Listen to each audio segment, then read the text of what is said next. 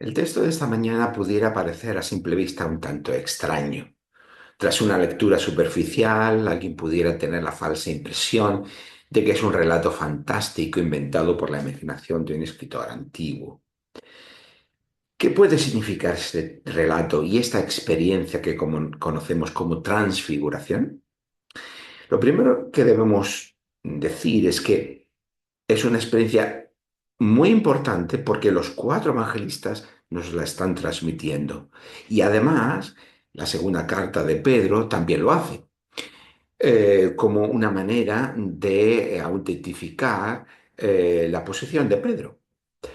De hecho, el propio texto de esta segunda epístola de Pedro nos advierte que el conocimiento que han adquirido acerca de que Jesús es el Mesías, el rey prometido por Dios, no ha sido por medio de leyendas fantásticas, dice expresamente el texto, sino como la experiencia de testigos oculares. Por tanto, mm, ya desde su contexto original se está transmitiendo la importancia de la experiencia como algo a la que se accede de una manera de primera mano, no simplemente como una fábula o una leyenda fantástica. Es decir, para los primeros cristianos esta experiencia es una pieza muy importante de aquello que forma parte del anuncio del Evangelio. Por tanto, nos ocupa a nosotros hoy entender por qué esto era así y cuál era su significado. En primer lugar, hemos definido lo que ocurre en el relato como una experiencia. Es la experiencia que tuvieron Pedro, Juan y Jacobo cuando suben junto a Jesús a un monte a orar. Es frecuente encontrar cristianos que leen los textos del Evangelio como si fueran reproducciones exactas de los hechos tal y como sucedieron, como si una cámara reprodujera los acontecimientos en tiempo real, mientras que hay otros cristianos que leen los mismos textos como si fueran solo las experiencias individuales y subjetivas que vivieron sus personajes. Sin embargo, pienso que ni unos ni otros aciertan totalmente a comprender bien lo que los hechos nos transmiten. El mundo moderno, la cultura moderna nos ha abocado a esta dicotomía entre hechos desnudos y objetivos o experiencias subjetivas. Eh, no creo que lo que los textos nos transmitan pueden reducirse solo a hechos objetivos o experiencias subjetivas. Los textos siempre, a mi juicio, nos hablan de unos hechos de fondo que ocurrieron y que conforman determinadas experiencias, pero ni los hechos ni las experiencias no son accesibles como tales en el mundo del texto. Por el contrario, lo que sí tenemos en los textos es el significado que aquellos hechos, que no podemos conocer del todo, y que aquellas experiencias que nos resultan opacas porque no tenemos un acceso directo a la subjetividad de los personajes o de los escritores que transmiten los textos, pues como digo, lo que sí tenemos es el significado que hechos y experiencias tuvieron para sus protagonistas y para aquellos que los escribieron. Lo importante, por tanto, es descubrir el significado, el sentido que es propio de la narración que tenemos delante, que es lo que conservamos y no la referencia a unos hechos desnudos o a unas experiencias subjetivas individuales a las que no tenemos acceso. Por tanto, la pregunta siempre es, ¿cuál es el sentido de la narración? Por un lado, desde el comienzo de nuestra lectura de la Biblia en Génesis 1, hemos comprendido que uno de los propósitos de la creación de Dios es albergar la presencia de Dios y reflejar su condición de rey. Por otro lado, desde el principio de nuestra lectura del Evangelio de Lucas, hemos aprendido que la condición de rey y la presencia de Dios está encarnada por Jesús. Jesús es, por tanto, un templo andante que inaugura el tiempo, sabático de la liberación y la salvación del reinar de Dios. A lo largo de todas nuestras predicaciones anteriores hemos estado viendo este tema. Desde estos patrones podemos comprender lo que aquí está ocurriendo. Pedro, Juan y Jacobo ven, o lo que equivalen a decir, experimentan la gloria de Jesús. Y ya sabemos que cuando encontramos esta expresión de gloria, equivale a presencia. También tiene que ver con el honor, pero en este caso nos vamos a centrar en el concepto de presencia. Por tanto, la presencia de Dios está siendo revelada en el cuerpo de Jesús a sus discípulos más próximos, Pedro, Juan y Jacob. Que cuando Pedro, Juan y Jacob están viendo la gloria de Jesús, están experimentando la presencia de Dios por medio de Jesús. Por tanto, Dios está volviendo a su pueblo en el templo andante que es el cuerpo de Jesús, que es lo que viene explicándonos de diferentes puntos de vista, de diferentes ángulos, la narrativa de Lucas. La creación, por tanto, en el cuerpo de Jesús está reflejando así la presencia de Dios entre su pueblo. Y ese es el significado principal que tiene la transfiguración. Así que tenemos el significado primordial de este hecho y de esta experiencia, ¿no? Cómo el cuerpo de Jesús está encarnando y está reflejando la presencia de Dios entre su pueblo en medio de la creación. Pero ahora descendamos a los detalles. Pedro, Juan y Jacobo, ¿a quién están viendo hablar con Jesús en esta experiencia? Pues el texto nos dice a Moisés y a Elías. ¿Y por qué es eso importante? Eso tiene varias implicaciones. La primera es que en el judaísmo de la época la gente pensaba que o bien Elías o bien un profeta como Moisés volverían para el tiempo final. Y esto lo encontramos muchas ocasiones en los textos de los evangelios, preguntándose a la gente si Jesús sería uno u otro.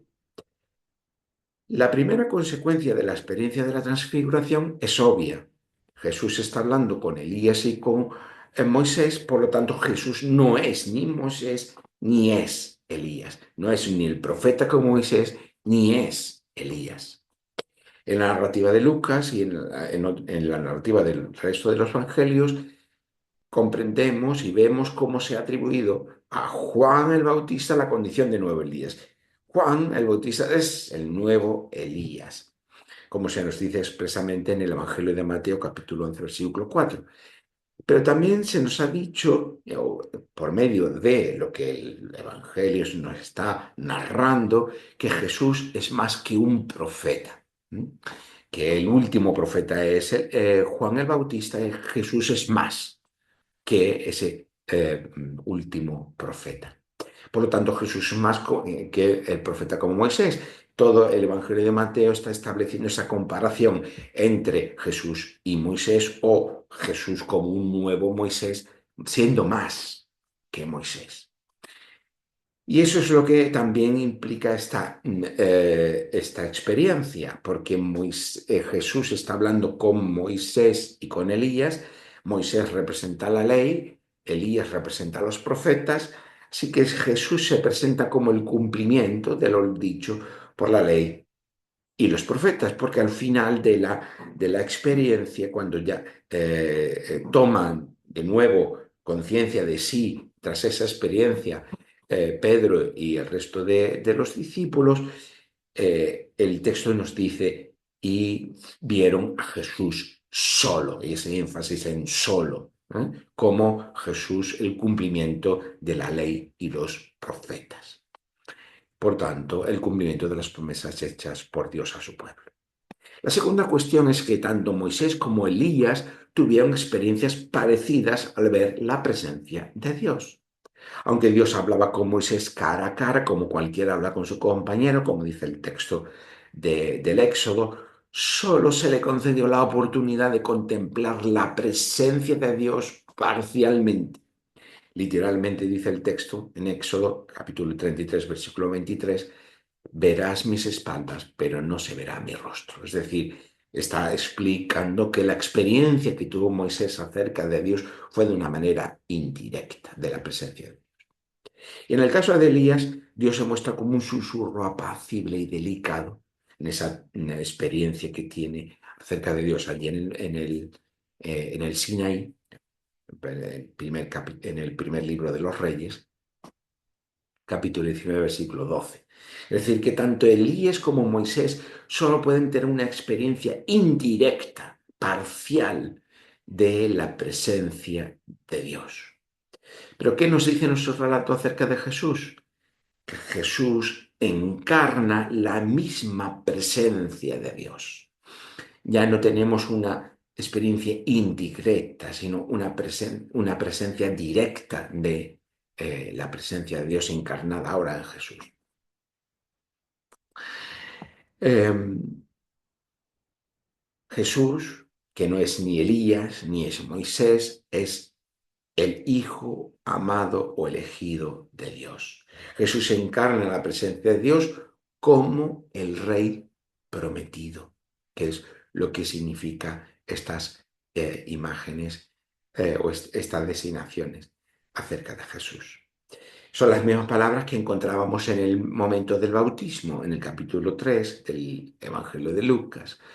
Son, como dijimos en su momento, las palabras del Salmo 2, que están referidas al futuro rey ungido por Dios, y de Isaías 42, que hablan del siervo sufriente de Dios. Por tanto, Jesús es el rey y siervo que representa a Israel para traer un nuevo éxodo de renovación y liberación para todo el mundo, encarnando además la presencia de Dios. Todo se concentra en la persona de Jesús. Por ello, en la escena vemos que Jesús habla con Moisés, con Elías, de que su partida iba a cumplirse en Jerusalén. La palabra aquí usada es éxodo. ¿Y qué significa entonces esta palabra? Pues hay dos niveles de significado. El primero, que Jesús va a hacer un viaje que va a culminarse en Jerusalén. Todo el Evangelio de Lucas está estructurado, bueno, gran parte, no todo, el del Evangelio de Lucas está estructurado por medio de este viaje de Jesús con sus discípulos, comenzando en el capítulo 9, versículo 51 y culminando en el capítulo 19, versículo 44, en ese viaje que Jesús va a estar discipulando y enseñando a sus discípulos por medio de sus palabras, de sus hechos. Ese es el éxodo particular de Jesús y sus discípulos, ese éxodo en el que Jesús está representando a Israel. Y por otro lado, hay otro nivel de significado más respecto a este éxodo, y es que mm, el pueblo judío contemporáneo de Jesús se concebía a sí mismo como si estuviera aún en el exilio, porque a pesar de la vuelta del primer exilio, aún no se habían cumplido las promesas de restauración de Dios.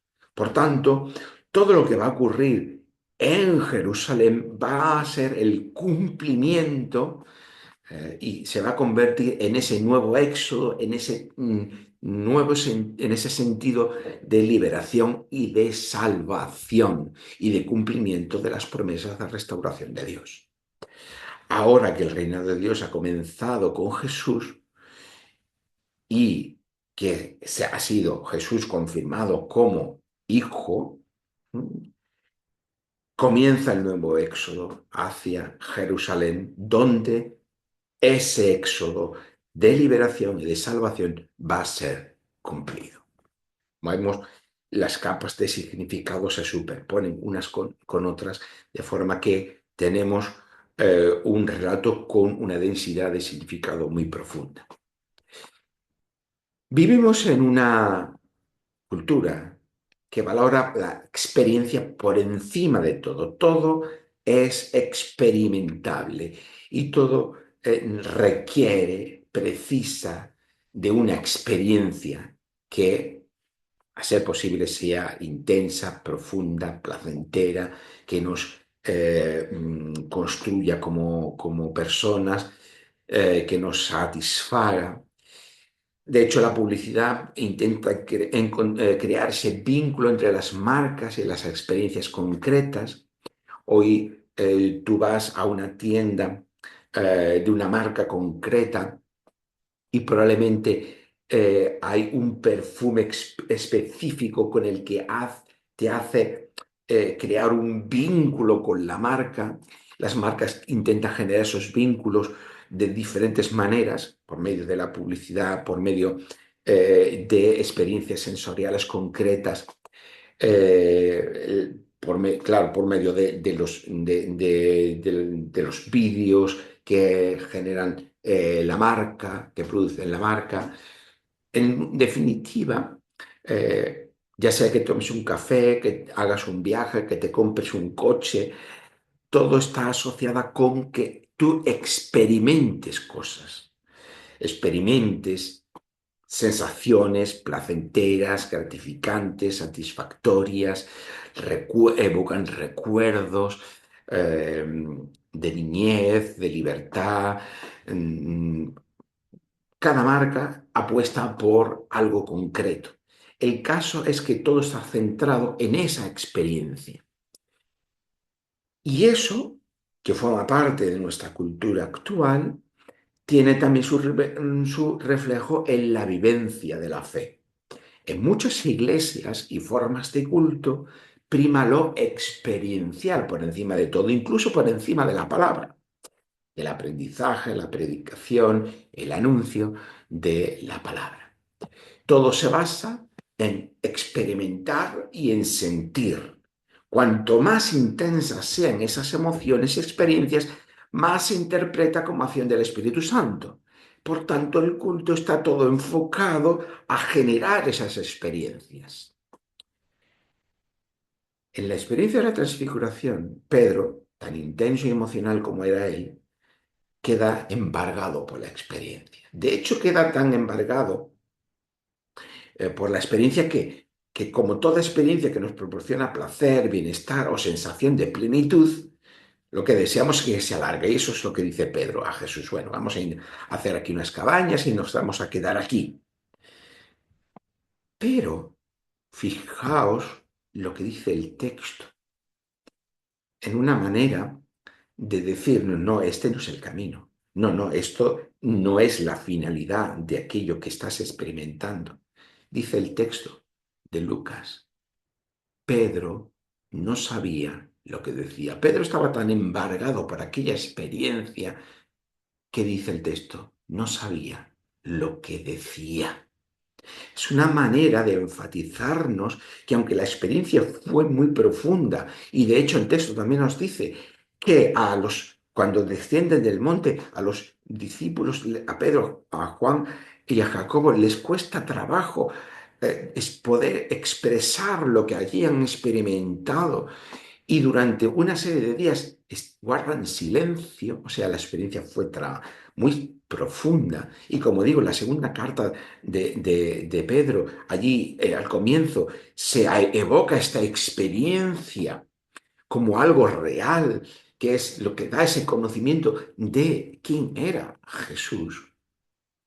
Como digo, lo importante y en como tal y como está construido el relato, lo que hace es dirigir nuestra atención no a la experiencia como tal, por eso dice, Pedro no sabía lo que decía, sino al significado, al sentido de esa experiencia, que es lo que estamos desgranando en esta mañana. Las experiencias, por importantes que sean, nunca pueden convertirse en un fin en sí mismo. El culto no puede centrarse o reducirse solo a una experiencia, como si eso fuera todo, ¿no? Determinadas experiencias que la gente está sintiendo o cómo se está emocionando en determinado momento. Este no es la finalidad, esto no es el objetivo. El reduccionismo experiencial nos vuelve individualistas, egoístas y nos hace estar centrados solo en nosotros mismos, en querer reproducir la próxima vez la misma experiencia. Sin embargo, la narrativa de Lucas ya nos está apuntando que ese no es el camino. Junto al resto de evangelistas, también nos transmite no solamente la experiencia como tal, sino lo que viene a continuación. Y los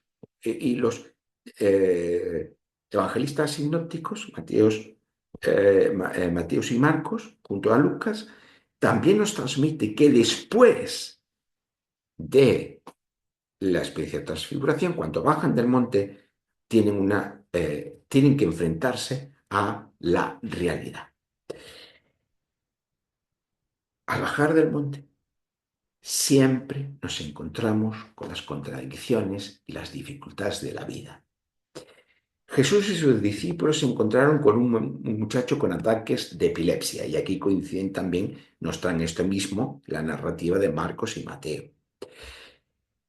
En el Éxodo, en el libro del Éxodo, Moisés, al bajar del monte, se encuentra con el conflicto y las contradicciones del pueblo. ¿Os acordáis del episodio del becerro de oro? Elías huyó al Horeb, al Sinaí, en medio de una depresión y con su vida en peligro. Y esto quiere decir que por muy intensa que sea la experiencia arriba en el monte, por muy transformadora, reveladora que sea la experiencia nunca es un fin en sí mismo. Que la presencia de Dios, cuanto es auténtica, la experiencia que tenemos de esa presencia de Dios, siempre irrumpe en medio de los dolores, las angustias y las dificultades de la vida diaria y nos impulsa y nos manda a actuar en el mundo en medio de esas dificultades, dolores, angustias y problemas. No se trata de una experiencia que nos hace evadirnos y querer huir del mundo. Esa no es la experiencia de la presencia de Dios. Una y otra vez nos encontramos que cuando los personajes de la Biblia están experimentando a Dios, eso no les impulsa a huir del mundo, sino a comprometerse con el mundo, a involucrarse con lo que Dios está haciendo en el mundo. Es una experiencia que nos hace siempre ser conscientes de la necesidad que tiene el mundo de ser transformado. No en vano, el pasaje termina el siguiente relato con el anticipo de lo que será la culminación de ese éxodo allí en Jerusalén, que no es otro que la cruz. Hoy en día queremos un cristianismo lleno de experiencias y de emociones, pero cerrado sobre sí mismo. No queremos tener que afrontar las contradicciones de la vida ni las contradicciones de la vida cristiana que vivimos en comunidad. Queremos un evangelio experiencial, individual, subjetivo, privado, para consumo propio. Pero no queremos estar abiertos a las dificultades de los demás ni a las dificultades de la vida en comunidad. No queremos estar abiertos a sus conflictos, a sus fracasos, a sus desencuentros. Queremos un evangelio escapista del mundo. Pero el evangelio verdadero tiene que ver con que Dios viene a nosotros en este mundo lleno de dificultades, de desigualdades, de problemas y de conflictos. El mundo no es un experimento roto que hay que tirar a la basura. El mundo va a ser transformado en nuevos cielos y nueva tierra. Y el mundo transformado Nuevos cielos y nueva tierra será el lugar de la habitación de la presencia de Dios, siendo todo en todos. Y por ello el cristiano debe estar involucrado en lo que ocurre en el mundo, porque lo que ocurre en el mundo importa, porque la presencia de Dios viene a este mundo. Eso quiere decir que las experiencias no son el motor de la vida cristiana, sino que las experiencias están configuradas por los patrones de pensamiento y de comportamiento que aprendemos en la comunidad de vida, que es la Iglesia, según la narrativa y el sentido de las Escrituras. Es decir, no es que las experiencias sean las que nos forman, sino que lo que nos forma es el relato de las escrituras y su mundo de significado que compartimos como comunidad, y eso da sentido, da palabras a nuestras experiencias, que es diferente. Sumergidos en el mundo de la escritura, damos sentido a las experiencias y no al revés.